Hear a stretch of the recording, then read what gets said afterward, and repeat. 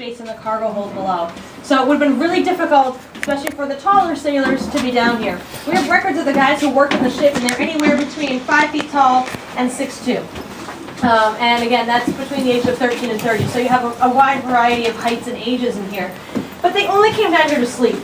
So they were down here for 4 hours, went back on deck to work for 4, then sleep for 4, work for 4. So basically that was their entire life for an entire voyage, which could last up to 2 years. You didn't really want to spend much time down here anyway, because it probably smelled pretty bad. There's no light, there's no real ventilation. We have a little bit, but really not very much. The bunks would have been a lot smaller. We had to make them a standard size because we take it out and we have to allow a modern standard size bed. So there might have only been 4 bunks, a couple hammocks, and that was it for the whole crew of 20 people. Everyone's sort of hot bunking, so they're all switching out of the bunks whenever it's their turn to sleep. We can have more bunks in here. We have them all here. Where you guys are sitting becomes bunks. We actually put bunks up high, so people have, cots and air mattresses, so we can actually fit a lot more people. They would have only had a very small space up there. And the only piece of sort of anything that they own on that ship was going to be those sailors' chests. That's it. That is your entire life in that box. It's going to have a lock on it. You're probably only going to have 1 pair of clothes anyway, so you can fit enough of your belongings in there. But it's kind of hard to imagine you go away for 2 years and that's all you can take with you. We also have a lot of different tools that they would have used for navigation down here. This one is used when they're steering the ship. It's called the Traverse Board. It's made from a copy at the Peabody Essex Museum. So it has all 32 points of the compass on it. Now the guys who are steering, not all of them can read and write pretty good. And even if they could, you're not going to leave a book up there that can get wet, that can blow overboard. So they're keeping track of where they're going like this. And they're starting from one end, working their way out. So basically, you have your 4-hour shift every half an hour. You're marking where you're going. And you have a little half-an-hour glass to keep track of what time. Along the bottom, you're keeping track of the speed. So that way you know you've been going maybe north for 4 hours at however many knots. At the end of the 4 hours when the board is full, this gets brought down below decks. All of this gets put into the ship's log, so you basically know where you've been going. To keep track of the speed, use a little chip log. This is the one we use for school programs. It would have been much larger.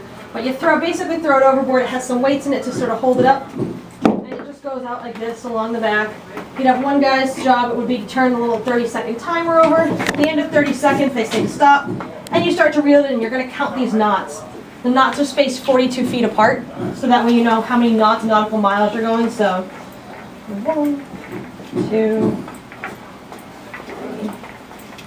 3. So about 3 knots. So we've actually used this when we've gone out. It's pretty messy and pretty nasty, but it's a pretty good trick. A lot of the guys who work on the ship actually can tell how fast it's going without having to use this or even looking at the the little speedometer. Because when you get really used to it, you pretty much know. Is there a name for that?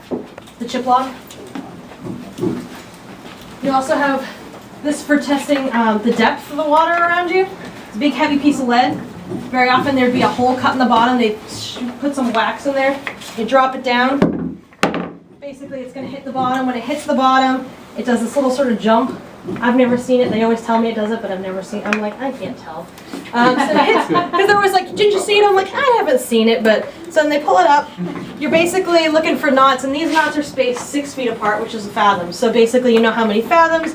And they're doing that when they're hitting, moving into a harbor to see if they know they're not going to hit the bottom. And then also having that little cone in the bottom with the wax collects some of what might be in the bottom of the ocean, so you can pick it up and see if it's rocks, if it's sand, figure out where you might be or how close you are to land.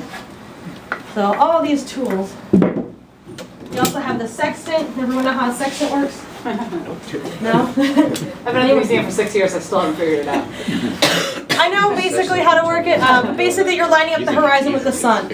At this point they're only able to figure out latitude.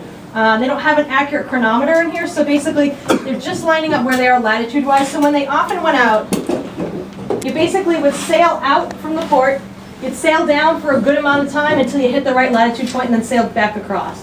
So they're basically just sailing to the latitude.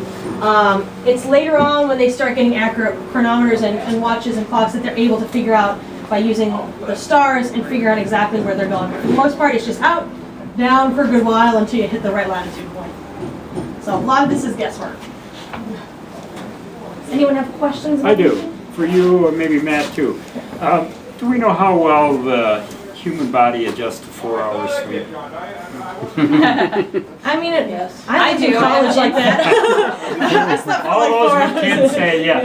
I mean, the younger you are, I think the easier it is, because I mean, I can't do it anymore, but in college I was having 2-3 hours of sleep and I was fine. Then being awake a lot more, but I'm sure their body got used to it, just like, you know, their body gets used to sort of the movement of the ocean as well. I'm sure they got tired, but you knew you had 4 hours of work, 4 hours of sleep, you had to make it work. Matt, you got a take on that? Yeah, I mean, I think they were just tired all the time. I mean, no, seriously. I mean, I think this. You look at the surgeon's logs, and there's a lot of illnesses that I think are a result of accumulated exhaustion. And not only are they tired, but they're eating a diet high in salt, and they're not drinking a lot of water. So those things combined, I think, would make you pretty lethargic and not terribly useful after a while. Why not? I'm sorry, what was that? Why didn't they do 8-hour shifts? It's just a lot of work to do. I mean, a lot of like climbing and lifting and stuff. I mean, I just think that would be even too much. I mean, 4 hours was like the limit of like work you could do. 8-hour shift's kind of a modern invention too, go back to early 20th century. Yeah, and when we sail out, we do 4 hours of shifts, and then we let them sleep for 8 hours if they want to have like a rest if we're actually going out to a faraway place. But for the most part, Some ships actually did that in the period. They had a 3-watch system. So instead of having watch on, watch off, you'd have watch on and then 2 watches off and then a watch on. So you'd get a little more. But that was typical in the merchant service, not so much in the Navy. Anyone else have any other questions? You guys can wander around, take a peek at the Quaker cannon. If you